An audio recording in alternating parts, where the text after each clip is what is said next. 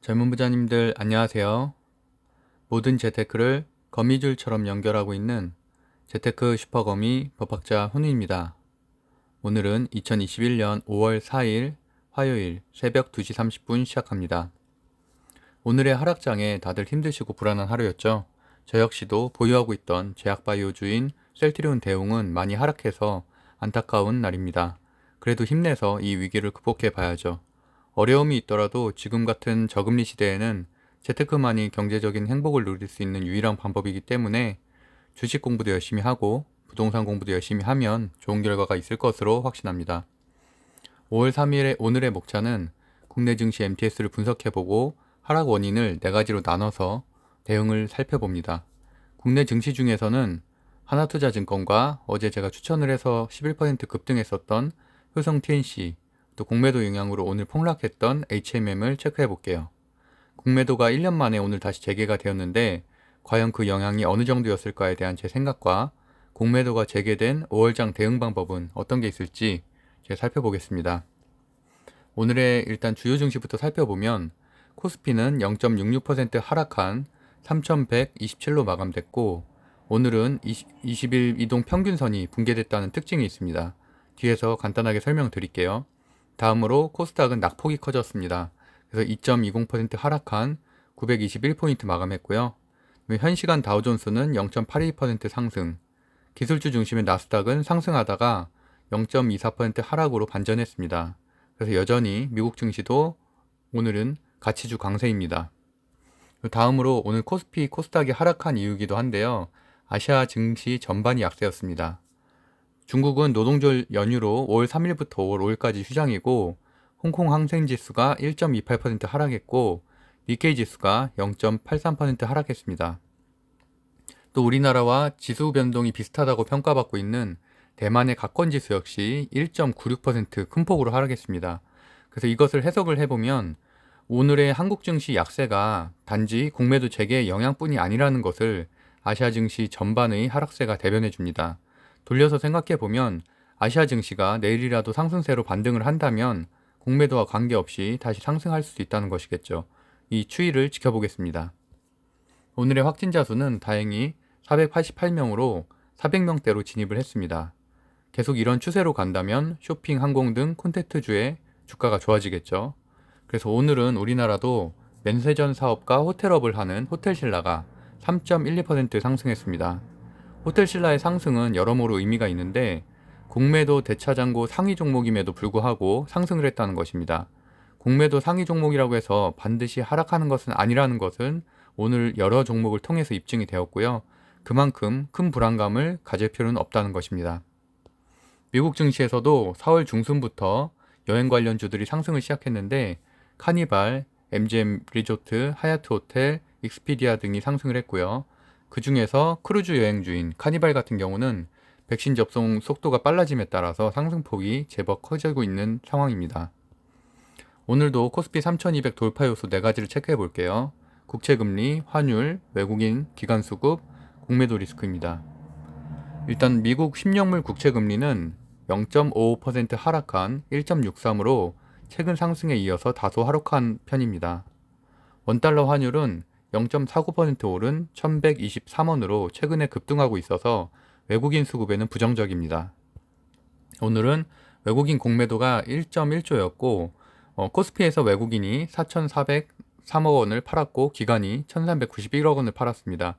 뒷부분에 다시 설명을 드리겠지만 코스피 22일 이동평균선이 깨진 것은 아무래도 기간 조정으로 이어질 수도 있는 부분이라서 신규 진입에는 좀 주의가 필요해 보입니다. 코스닥도 지난주에 이어서 오늘 낙폭이 큰데 외국인이 1824억 원을 제법 많이 팔았고 기관은 548억 원을 팔았습니다. 또 제가 항상 가상화폐 시세 체크도 하는 것이 시세를 예측할 수 있는데 도움이 된다고 했죠. 제가 이게 어제 한 11시 40분경에 캡처를 한 것이고 전날 대비해서 시총 1위인 비트코인이 2% 상승, 이더리움은 7.95% 큰 폭으로 상승했습니다. 전반적으로 알트코인들도 강세였고요.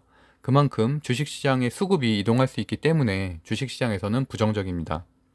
하지만 그나마 호재는 2021년 4월 수출 데이터가 10년 만에 큰 폭으로 증가했다는 것인데 매월 1일은 이렇게 전달의 수출 동향 데이터가 나오는 날이죠.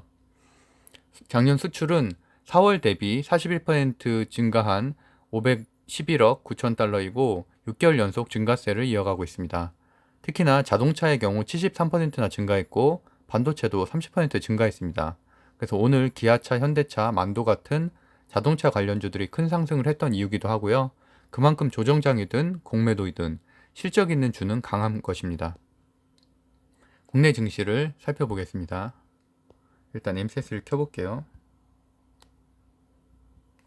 오늘의 공매도 영향은 코스피보단 코스닥에 큰 하락을 가져왔고 대형 종목들의 하락을 가져왔습니다. 그래서 코스피 대형주는 0.56% 하락, 중형주는 1.32% 하락, 소형주 0.57% 하락했고 상승 섹터는 음식료업, 운수보험, 장비주 그 정도입니다. 그리고 코스닥 같은 경우는 전반적으로 약세인 가운데 음식료 섹터만 한 1% 정도 상승을 했고요.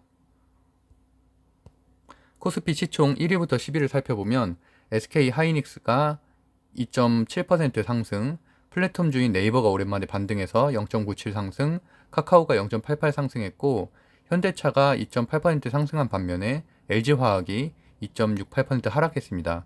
오늘은 전반적으로 2차전지 전반이 약했고요. 또 공매도 불안감으로 제약바이오의 낙폭이 컸는데 대차장고가 높은 셀트리온이 6%대 하락을 했습니다. 11위부터 20위 중에서는 기아차가 4% 큰 상승을 했고 현대모비스가 1% 상승 정도 특징이 있습니다. 또 제약바이오 상위가 대부분인 코스닥은 전반적으로 다 약세였고요. 그 외에도 반도체 코스닥, 가치주인 시멘트 섹터도 오늘은 조정이었고 철강도 조정, 스틸주도 조정이었습니다. 다만 스틸주 중에서는 낙폭이 적은 하이스틸이나 대동스틸 같은 경우는 반등할 가능성이 있고 현대 BNG 스틸 우 같은 경우도 세력 매집이 여전히 살아있어서 반등할 가능성은 있습니다. 그래서 보유한 분들은 홀딩하는 것이 나을 듯 하고요. 대신에 내일 많이 상승을 하면 실현수익을 하는 것이 좋을 듯 합니다. 조선해양주는 장초에는 대우조선해양이 8% 가까이 상승을 하면서 좋았는데 오후로 갈수록 아시아 증시 전반 약세와 함께 하락을 했습니다. 그래서 제가 2월달부터 계속 말씀드리듯이 조정장에선 이렇게 5%가 넘는 상승이 있을 경우에는 더 오를 것을 생각하지 말고 일단은 고점에서 수익 실현하는 것을 추천드리고 있고요. 그래서 제가 빠질 때 사고 오를 때 팔아라 빠사오팔도 계속 말씀드리고 있죠. 그래서 또 한국조선해양 차트도 보면은 오늘도 아침에 좀 상승했을 때 팔았으면 사실 좋았겠죠. 5% 넘게 상승했었는데 오후로 가면서 마이너스로 돌아섰었죠. 그래서 사실은 그때 안 팔았었으면 한 4, 5% 수익이 나는 건데 안 팔고 홀딩했으면 이렇게 마이너스가 되는 거죠. 그래서 뭐 대우조선 저 같은 경우는 이제 한국조선해양을 금요일에 팔고 대우조선해양을 아무래도 변동성이 더 크기 때문에 금요일에 좀 고점으로 상승했을 때 사서 보유하고 있었는데 오늘은 그래도 수익 실현을 하고 일단 매도를 하고 다시 저점에서 재매수를 했습니다. 그 외에는 조선 소형주인 HSD 엔진 14%대 상승이 있었고 이것처럼 이제 스틸주 같이 그 철강주들이 많이 중대형주들이 많이 갔기 때문에 이제 소형주인 스틸주까지 상승을 했잖아요. 그것과 같은 패턴으로 조선해양주들이 대형주들이 많이 올라갔기 때문에 그 다음으로는 이렇게 엔진을 제작하는 이렇게 소형주까지도 이렇게 이어진다는 것이고요. 오늘은 건설주도 좀 약했습니다. 그래서 정리를 해보면 최근 3월부터 4월까지 급등한 가치주였던 건설, 시멘트, 철강, 조선이 오늘처럼 이렇게 불안한 시장에 수익 실현 매도 물량이 몰리면서 전반적으로는 지수보다 더 하락했다고 볼 수 있고요. 하지만 근본적인 가치주 강세는 여전히 이어질 것으로 생각하고 있습니다. 그래서 오늘의 하락 원인을 정리해보면 우선 외국인 공매도가 1.1조로 실질적인 공매도에 따른 하락과 함께 그보단 작년에 들어온 개인 투자자들은 아무래도 공매도라는 걸 처음 겪죠. 그래서 막연한 불안감이 굉장히 커서 투심을 위축시켰다. 왜냐면 언론 보도나 유튜브 같은 데서 하도 이제 공매도에 대한 두려움을 얘기를 하니까 거기에 비하면 저는 사실은 그 공매도에 대해서 크게 생각하고 있지는 않습니다. 현재 상황에서도. 그래서 어쨌든 저는 그런 투심의 위축이 더 큰 이유라고 생각을 하고요. 두 번째로 코스피 20일 이동평균선이 붕괴됨에 따라서 오랜 기간 주식 투자를 해온 분들은 아무래도 차트를 볼 수 있기 때문에 이 관망을 해야 될 때로 좀 돌아섰구나라고 판단해서 현금 비중을 늘렸을 가능성이 있습니다. 세 번째로 아무래도 공매도의 표적을 정리를 해보면 세 가지인데 대차장고 많은 곳, 그다음에 대차장고가 최근 급증한 곳, 그다음에 단기 급등한 곳들인데 앞서 말했었던 가치주들이 사실은 최근에 30%, 많게는 거의 200% 이상 급등한 곳들도 많죠. 그렇기 때문에 당연히 공매도의 표적이고 실현이익의 대상이기 때문에 많이 하락을 했습니다. 그리고 네 번째로 가상화폐 시장이 지난주부터 다시 상승세로 돌아섰는데 이에 불안정한 주식시장에서 수급이 이동했을 가능성이 높습니다. 그 외에는 홍콩 항생지수, 대만 가권지수, 니케이 지수처럼 아시아 증시 전반적인 하락이 또 코스피, 코스닥의 하락의 원인이 되겠죠. 그래서 세부 내용을 좀 살펴보면은 1조 공매도 폭탄을 맞은 기업들의 특징은 일단 개인 투자자들이 많이 산 종목, 그다음에 5G, 배터리, 게임처럼 실적보다는 앞으로의 성장성이 기대되는 종목, 그리고 두산 피어셀, 셀트리온처럼 고평가 PER주로 정리할 수 있습니다. 특히 공매도는 오늘 많이 하락한 바이오, 그다음에 2차 전지에 집중이 됐고, 그래서 이제 코스닥이 2%나 하락을 했습니다. 코스피에서는 셀트리온이 공매도 대금이 가장 많이 몰려서 710억 원을 기록했고 6.2% 급락을 했고요. 그 외에도 LG 디스플레이, 신풍제약, LG화학, HM이 공매도에 의해서 하락을 했습니다. 반면 코스피에서는 그렇게 낙폭이 크지 않았고 오히려 낙폭 과대주 매수가 유입됨에 따라서 어느 정도 버텼다고 할 수가 있고요. 앞서 말씀드린 대로 제가 이제 오렌지색을 지금 이 칠한 부분이 20일의 이동 평균선인데 오늘로서 좀 깨지게 됐죠. 그래서 어쨌든 기술적 분석으로는 21선이 뚫렸다는 거는 아무래도 단기 조정에서 기간 조정까지로 확대될 수 있는 확률이 높아짐을 의미하고요. 그에 따른 관망세나 실망 매물이 나올 수도 있다는. 그래서 이제 그런 것들이 오늘 하락세를 좀 이끌었다라고 볼 수 있습니다. 다음으로 제가 최근에 다뤘던 종목들에 대한 분석입니다. 오늘도 제가 하나투자증권에 대해서 말씀드리면 리뷰를 해주면 오늘도 좋았는데 장중한 때는 외국인 수급이 100만 주나 들어왔었어요. 그래서 지금은 한 70만 주는 빠져나가서 30만 주 정도 남았고, 그래서 제가 어제 방송에서도 사실 하나투자증권은 간단하게 얘기했지만 가상화폐 상승세라서 오늘 월요일에도 오를 것이라고 말씀드렸었죠. 그 부분까지 상승을 했어요. 물론 제가 투자하고 있는 하나투자증권 같은 경우는 비트코인 상승 때문에 월요일에도 추가 상승이 있을 가능성이 있겠지만 일반적인 주식 전반으로 봤을 땐 당연히 수급이 지금 이더리움 같은 경우는 최고가 갱신했거든요. 이렇게 말씀을 드렸었고 제가 이제 오늘도 주식 저희는 이제 리딩방은 아니고요. 젊은 주자들 주식에서 그냥 젊은 친구들끼리 이렇게 토론하는 방이 있는데 거기에서도 제가 오전 10시경에 하나투자증권이 이제 외국인 수급 60만 주가 새로 들어왔고 또 단타 잘 치는 UBS에서 또 수급이 들어왔기 때문에 오늘 중 급등할 거라고 말씀드렸고 1시간 뒤에 이렇게 5.5%까지 급등을 했습니다. 그래서 저는 이렇게 말씀드렸던 2%대에 들어가서 5%에 매도를 했고요. 그래서 오후에 다시 2%로 빠졌죠. 그래도 어쨌든 여전히 외국인 수급 30만 주가 남았고 기간 투신 수급이 15만 주가 또 오늘 신규로 들어왔거든요. 그래서 저는 다시 종가에 1,500만 원을 매수를 했습니다. 그래서 어쨌든 저는 하나투자증권은 계속 좋게 보고 있고 당연히 가상화폐 시장도 좋아지고 있기 때문에 당연히 그 중에서는 가장 대장주라고 생각을 하고 있습니다. 그래서 어쨌든 장기 보유할 계획이지만 이렇게 오버슈팅이 좀 나왔을 경우에는 중간중간 수익 실현을 하고 다시 저점에서 매수하는 전략으로 계속 가져가고 있거든요. 그래서 물론 이런 것들은 저 같은 경우도 직장인 투자자이기 때문에 쉽지는 않은데 어쨌든 틈이 날 때 이렇게 보이면은 수익 실현을 하고 있습니다. 그래서 저는 개인적으로는 화요일 또는 수요일에 상승이 다시 있을 것으로 예상을 하고 있습니다. 왜냐하면 오늘 투신과 외국인 수급이 새로 들어왔기 때문에 물론 그때도 급등 후에 하락할 가능성이 있기 때문에 이렇게 각 종목마다 반복되는 패턴을 기억해 두시면 좋을 것 같습니다. 그리고 제가 어저께 추천드렸었던 효성삼형제 얘기를 좀 해보면은 제가 어저께 밤에 11시에 농장 갔다고 와서 사실 안 올릴까 하다가 사실 오를 수밖에 없는 어닝 서프라이즈가 있었기 때문에 급히 방송을 했었죠. 그래서 밤 11시에 방송을 올렸는데 금요일 장 종료 후에 어닝 서프라이즈가 나왔고 그래서 제가 방송으로 연결 재무제표와 증권사 리포트 보여드리면서 효성 삼형제가 월요일에 다 상승할 거다. 그 중에 효성 TNC가 가장 많이 상승할 것이다 라고 추천을 드렸었는데요. 유튜브 잠깐 보면은 2분 정도 보면 나올 것 같아요. 같아서 제가 미리 알려드리려고 이렇게 방송을 하게 됐고요. 그래서 효성 TNC 실적 공시 한번 보시면 될 것 같고 아시다시피 효성화학과 효성첨단소재도 다 잘 나왔어요. 효성 TNC가 제일 잘 나왔고 효성화학도 이번에 흑자 전환 됐죠. 그래서 어쨌든 턴어라운드가 됐기 때문에 보시는 것처럼 전년 동기 대비 증감률이 어마어마하죠. 3000%가 넘죠. 그래서 어쨌든 최근에 효성화학과 같은 경우도 조정을 겪고 있어서 사실 들어가기 더 좋은 자리 같아요. 그래서 효성 TNC 증권사 리포트를 보면은 120만 원으로 뭐 목표가도 120만 원으로 상향 조정됐기 때문에 약 한 40% 정도 상승 여력이 있어서, 물론 증권사 리포트가 진리는 아닙니다. 진리는 아니지만 제가 이제 효성과 같은 경우는 2월달 1월 거의 1월부터 추천을 했었던 종목이기 때문에 제가 나름 효성에 대해서는 잘 알고 있어서 이런 것들을 반드시 월요일 날 오를 거다라고 추천을 드렸던 거고요. 그래서 오늘 오르긴 했는데 사실 막판 가면서 많이 빠졌죠. 그래서 그 부분에 대해서 만약에 뭐 처음부터 보유를 하고 장초에 이렇게 보유를 하셨다면은 좀 아쉬워했을 텐데, 그래서 제가 사실 빠사오파를 계속 말씀드리고 있는 거죠. 한 11% 사실 상승을 했으면은 오른 만큼 오른 거거든요. 제가 어저께도 10%까지 정도 상승할 거다라고 말씀을 드렸었고, 그러면 사실은 수익 실현을 하셨어야 돼요. 근데 그때 놓치셨으면은 사실 또 약간 물리게 되는 상황인데, 그럼에도 불구하고 효성 정도의 기업은 충분히 앞으로도 우상향할 가능성이 높기 때문에 저는 계속 보유를 말씀드리고 싶습니다. 그래서 한번 정리를 해보면은 하나투자증권 같은 경우도 말씀드렸던 대로 오늘 그래프가 이렇게 되죠.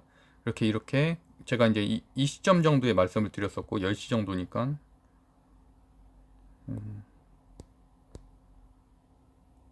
예, 한 이 정도쯤에 제가 10시 정도에 말씀을 드렸고, 그 이후에 이렇게 한 3% 정도가 상승을 했죠. 상승을 했고 다시 이제 하락. 저는 이 정도쯤에 매도를 했고 다시 이때 매수를 했습니다. 2.2%. 그래서 지금 한 1,500만 원 정도 매수를 해서 보유하고 있는 상태고요. 그다음에 효성그룹을 보면은 TNC가 지금 정말 많이 빠졌는데, 그러니까 아침에 그 사실은 물론 시외 거래에서 높게 책정됐었죠. 한 4% 정도 했었지만 이때만 사실은 사셨어도, 또는 뭐 장초에 만약에 조금 빠진 다음에 사셨으면은 이걸 그대로 다 받을 수가 있었죠. 거의 9% 가까이 상승했었던. 근데 그 이후에 쭉 빠졌기 때문에 어쨌든 좀 저 같은 경우 그렇거든요. 이렇게 4, 5% 정도 상승을 했을 때 시초가에만 들어갔어도 5% 수익을 낼 수 있었던 거거든요. 그렇게 해서 5% 수익을 낸 다음에 조금 빠지면 이제 저 같은 경우 그냥 매도를 합니다. 매도를 하고 다시 뭐 당연히 저점, 제가 산 지점보다 더 저점이 되면 다시 매수를 하는 전략인데, 효성 TSC 같은 경우도 제가 이 정도 지점에서 다시 매수를 했었고, 왜냐면 사실 장초에 하고 싶었는데 제가 그 대우조선해양에 좀 돈이 들어가 있어서 이제 그거를 왜냐면 그것도 좀 올라야지 매도를 하잖아요. 그래서 오후에 제가 한 11시 정도에 매도를 하고 그 이후에 어쨌든 한 약간 빠졌을 때 이때쯤에 사서 다시 여기 이제 팔아서 다시 여기 다시 샀거든요. 그래서 어쨌든 뭐 이건 저의 전략이긴 하지만, 저도 뭐 직장인으로서 사실 MTS로밖에 거래가 안 됨에도 불구하고 제가 보는 타이밍에서 가능하면 그렇게 거래를 하고 있습니다. 그래서 어쨌든 수성 TNC가 시외 거래가 3% 상승이었는데 정리를 해보면은, 그리고 뭐 TNC 같은 경우는 11%까지 상승을 했었고, 첨단 소재 같은 경우는 저는 첨단 소재도 오늘 한 1,500만 원 정도 매수를 했는데, 오히려 첨단 소재는 장초보다 많이 상승을 했죠. 그래서 시초가부터 거래를 했으면은 거기에서부터 한 3% 정도 상승을 했고, 마찬가지로 좀 많이 빠졌는데, 효성 첨단 소재도 제가 아까 재무제표 보여드린 것처럼 실적 공시가 잘 나왔어요. 잘 나왔는데 그래도 다른 곳에 비하면은, 물론 효성 첨단 소재도 예전에 비하면 많이 올랐지만 그 월봉 차트를 보면 다른 데에 비하면 그래도 덜 올랐거든요. 지금 1월 달에 많이 올랐죠. 52%, 30, 30, 그리고 오히려 4월 달에는 하나도 못 올랐고, 그리고 이제 이렇게 돼 있는 상태이기 때문에 여전히 이제 다른 TNC나 이런 거에 비하면 충분히 상승 여력이 더 있다고 생각을 해서 저는 첨단 소재를 순환매로 생각을 해서 이제 매수를 했고요. 현재도 보유 중이고 TNC, 첨단 소재 둘 다 보유 중입니다. 그래서 어쨌든 상승 여력이 있다고 해서 볼 수 있고, 실적 추정치가 30%나 더 나왔기 때문에 뭐 이거는 사실은 엄청난 어닝 서프라이즈예요. 그래서 중기로 보유하기에도, 몇 달 보유하기에도 당연히 올라갈 수밖에 없는 구조라고 생각을 하고, 뭐 단기로 접근하기에도 충분히 이렇게 많이 올랐을 때 뭐 매도를 하신다면은 충분히 수익을 낼 수 있는, 그래서 뭐 매수한 분들은 당연히 그냥 그대로 홀딩하면 될 거라고 저는 생각을 하고 있습니다. 그리고 HMM 얘기도 잠깐 하고 싶은데요. 오늘 HMM이 좀 많이 빠졌죠. 그래서 HMM 같은 경우는 사실은 좀 공매도 표적이 되게 쉬운 요소들을 좀 가지고 있는데, 일단은 뭐 보시는 것처럼 거의 11배가 상승을 했어요. 텐베고라고 표현을 하죠. 그래서 뭐 1년 동안 거의 11배가 상승을 했고, 이때 엄청나게 올랐죠. 30%, 50%, 또 30% 이런 식으로. 그래서 이제 이번 달로 왔는데, 어쨌든 수급적으로도 외국인 기관이 오늘 많이 팔았어요. 많이 팔았고, 뭐 좀 좋지는 않았던 것 같아요. 그래서 어쨌든 이렇게 공매도 잔고가 높으면서 최근에 급등한 종목들은 주의해야 됩니다. 그래서 일단 그 정도로 말씀을 드리면서 마무리 할게요. 그럼 공매도가 재개가 언제까지 좀 영향이 갈까에 대한 저의 생각인데요. 어쨌든 오늘은 외국인이 1.1조, 개인이 181억 원을 매도를 했고요. 대금으로 보면은 코스피에 8천억, 그중에서 외국인이 한 7,300억 정도, 기관이 한 600억 정도. 그래서 기관에 오히려 매도는 좀 줄었죠. 공매도 매도가 줄었고, 코스닥에서는 외국인이 2천, 그리고 기관이 한 500억 정도 했고, 전체적으로는 오늘은 일단 외국인이 전체의 87%나 차지할 정도로 굉장히 많이 던졌고요. 그래서 이렇게 네이버에도 뭐 공매도 잔고 잔량 이런 식으로 치면은 하나하나 다 검색할 수 있습니다.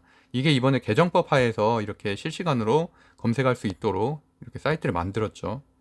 그래서 이런 식으로 뭐 공매도 거래량이라든지 비중이라든지 거래 대금을 하루에 2번씩 공시를 하게 돼 있습니다.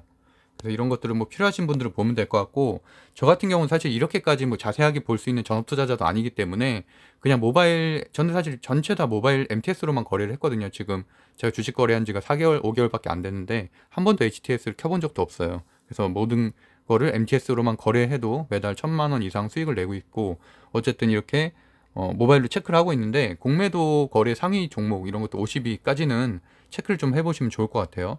근데 오늘 보면은 일단 삼성카드, 제가 여기 보면 현대해상, 뭐 오뚜기, 한진칼 이런 것들이 공매도 거래량이 좀 많긴 했었는데, 이것과 낙폭의 연관성을 한번 좀 살펴볼게요. 여기에서 제가 체크한 오뚜기, 한진칼, 한화, LG 디스플레이만 좀 체크를 해볼게요. 오뚜기 같은 경우는 오히려 이렇게 공매도 거래량이 많았음에도 불구하고 한 1% 정도밖에 하락을 하지 않았고요. 반면 한진칼은 8.8%나 큰 하락을 했고, 한화도 제법 큰 3.25%나 하락을 했죠. 근데 오히려 신문에서도 공매도 잔량이 되게 많다면서 우려를 나타냈었던 LG 디스플레이는 0.82% 하락에 그쳤습니다. 그래서 이거를 저는 제 관점에서 해석을 해보면은 LG 플레이 같은 경우는 LCD 판매라든지 뭐 OLED 업황 개선이라든지 이렇게 실적과 관련된 호재들도 많기 때문에 공매도에 따른 낙폭이 있어도 회복되는 추세를 막판에 보였다고 좀 해석할 수 있고, 아무리 공매도가 재개되어도 좋은 기업은 충분히 대응할 수 있다라고 볼 수 있습니다. 그러니까 막연한 두려움은 좀 걷어내는 게 좋을 것 같다는 게 제 생각이고요. 그다음에 코스피, 뭐 코스닥 공매도 이렇게 거래 상위 50 종목은 네이버에 검색하면 간단하게 나오니까 그렇게 매일 체크를 하시면 좋을 것 같고요. 뭐 1분 정도면 충분히 체크가 가능하죠. 그럼 공매도에 어떤 식으로 대응하는 것이 좋을까에 대한 저의 관점입니다. 우선 대차 잔고율이 급증하는 기업을 좀 주의해야 됩니다. 이건 30일자 기사였는데, 이 기사에서 2% 이상 제시한 LG이노텍, GS건설, SKC, 보령제약의 오늘가, 종가를 한번 보겠습니다. 보령제약은 이렇게 12%나 떨어졌죠. 그리고 전반적으로 이 네 종목 다 지수보다 더 떨어졌습니다. 이렇게 대차잔금 비율이 급증한 기업들에 대해서는 좀 주의가 필요한데, 제가 2주 전 방송에서도 몇 번 설명드렸지만 대차잔액 비율은 대차잔액이 시총에서 차지하는 비율이거든요. 근데 이제 국내 증시에서는 무차입 공매도가 허용되지 않고 있기 때문에 대차잔액 비율이 급증하는 곳은 공매도에도 사용될 가능성이 있습니다.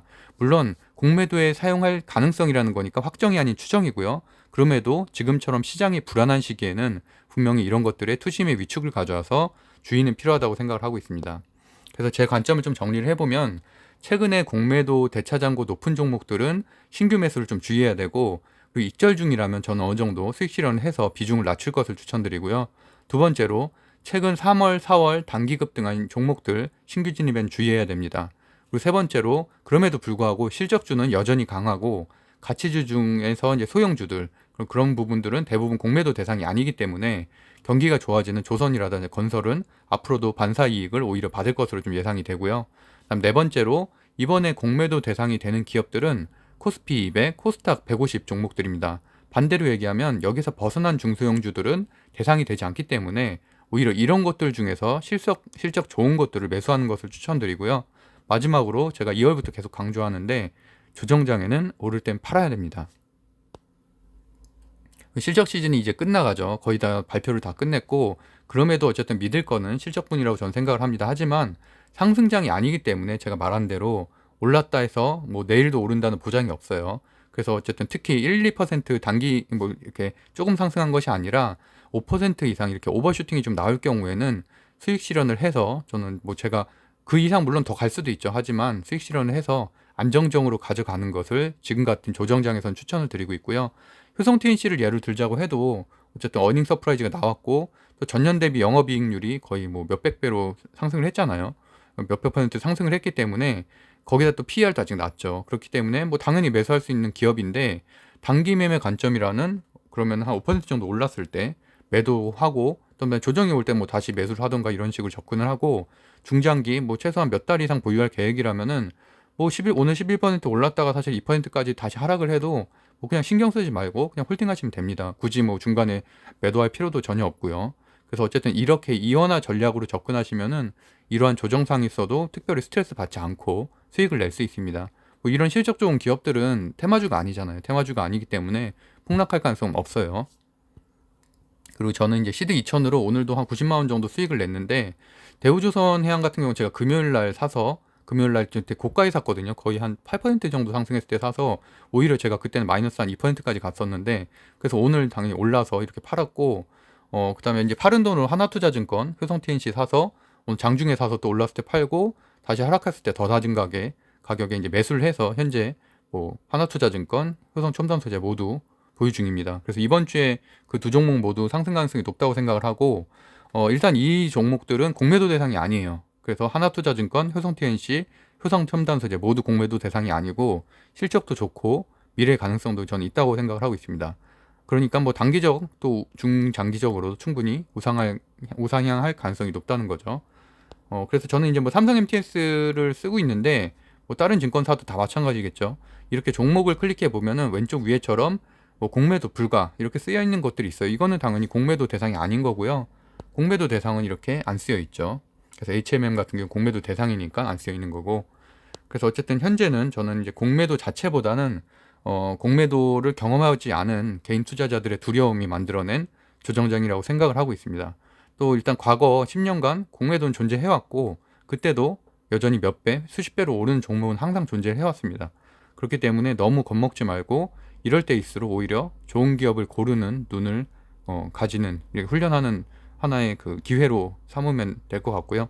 어차피 우리가 뭐 재테크를 안 하고 살 수는 없잖아요. 그렇다고 뭐 공매도 됐고 이렇기 때문에 갑자기 무슨 알트코인으로 넘어갈 수도 없는 거고, 물론 뭐 일정 부분은 비트코인이나 이런 데 비중을 가지고 가는 건 중요하지, 그런 거는 어느 정도 뭐 중요하다고 저는 생각을 하지만, 그럼에도 불구하고 그건 해치 수단이 불과하지 사실은 아직까지는 주식을 대체할 수는 없다고 저는 생각을 하고 있습니다.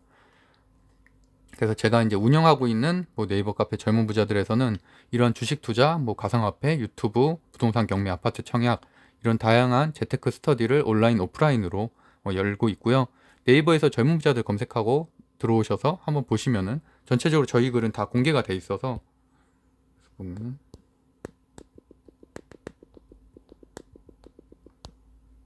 지금도 5월달 스터디는 시작이 돼서 이제 어제부터 막 이렇게 이런 것들 뭐 글들을 올리고 있죠. 같이 공부하는 스터디지 뭐 전혀 이상한 모임이 아닙니다. 그래서 오프라인, 온라인 다 같이 진행을 하고 있고요. 네, 구독, 좋아요, 알림 설정은 사랑입니다. 그래서 오늘은 뭐 공매도에 대해서 주로 얘기를 해왔고, 그다음에 뭐 저희 구독자 중에서 많은 분들이 좀 관심을 가져하는 한 세 가지 종목에 대해서 간단하게 분석을 해봤습니다. 그래서 하여튼 저도 공매도에 대해서 끊임없이 좀 지켜보면서 또 시장을 좀 읽어가면서 하여튼 그 전만큼 이렇게 편안하게 추천은 하지 못할 것 같아요. 왜냐하면 일단 시장이 좀 불안정한 상태이기 때문에, 물론 저도 일단 이런 시장의 흐름을 읽으면서 거기에 맞춰서 좋은 종목들을 발굴해서 추천해 나가도록 하겠습니다. 네, 그럼 오늘도 행복한 하루 되세요. 법학자 훈이었습니다. 감사합니다.